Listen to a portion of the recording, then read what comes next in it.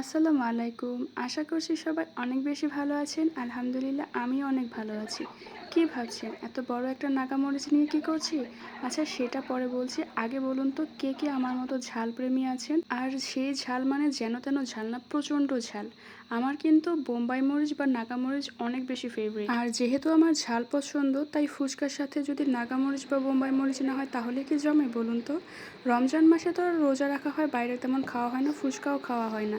তো এত বেশি ইচ্ছে করছিল তাই ইফতারের সময় আমি ইফতার বলতে শুধু ইফতারে পানি আর খেজুর খেয়েছি, তারপর নামাজ পড়ে বসে পড়েছি এতগুলা ফুচকা নিয়ে। আজকে নাগামরিচ দিয়ে ইচ্ছে মতো ঝাল করে ফুচকা খাবো, তাই পুরো একটা নাগামরিচ আমি এইটুকু ডালের মধ্যে দিয়ে নিয়েছি। তারপর প্রথমে সাইফকে একটু দিয়ে নিলাম, তারপর আমি বিসমিল্লাহ করছিলাম। সত্যি কথা বলতে ডালটা যে এত মজা হয়েছিল কি বলবো। আর রমজান মাসে যখন রোজা রাখার পর প্রথম আমি ঝালটা খাচ্ছিলাম, আমার এত বেশি মজা লাগছিল, আবার একটু টেনশনেও ছিলাম আবার না পেট গরম হয়ে যায় বা পেট জ্বলে, আমার এই সমস্যাটা আছে। তো যাই হোক, প্রথমে বিসমিল্লা করে যখনই আমি মুখে দিলাম, বোম্বাই মরিচ বা নাগা মরিচের যে একটা ফ্লেভার আর এত বেশি ঝাল, এত বেশি মজা হয়েছিল কি বলবো। ঝাল যদি খাই আর তাতে যদি নাক দিয়ে, মুখ দিয়ে, চোখ দিয়ে পানি না বেরোয় তাহলে আবার কেমন ঝাল খাওয়া হলো, তাই না? অনেকে জিজ্ঞেস করে বোম্বাই মরিচ খাচ্ছো বা ঝাল খাচ্ছো, কি তোমার কি ঝাল লাগে না? আরে ভাই, ঝাল লাগার জন্যই তো খেলাম। আর আমার এক্সপ্রেশন দেখে নিশ্চয়ই বুঝতে পারছেন যে আসলে এটা কতটা মজা হয়েছে, আমি কতটা মজা করে খেয়েছি।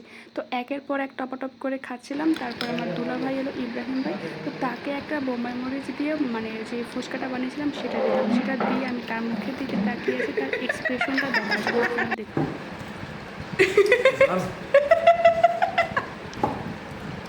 What a reaction! মজা না?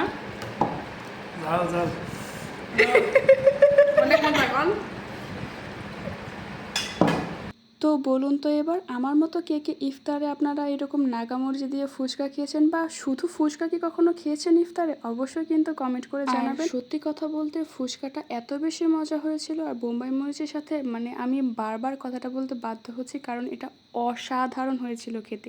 আমি তো টপাটপ খেয়েই চলেছিলাম, সাইফও অনেকগুলো খেয়েছে, যদিও ওটা নর্মাল ঝাল ছিল। আর ফুচকাটা এক কথায় ১০০-তে একদম ১০০। যেমন মজা হয়েছিল ডালটা, তেমন মজা হয়েছিল টকটা। তো আজকে এই পর্যন্তই, দেখা হবে পরের কোনো ভিডিওতে। আল্লাহ হাফেজ।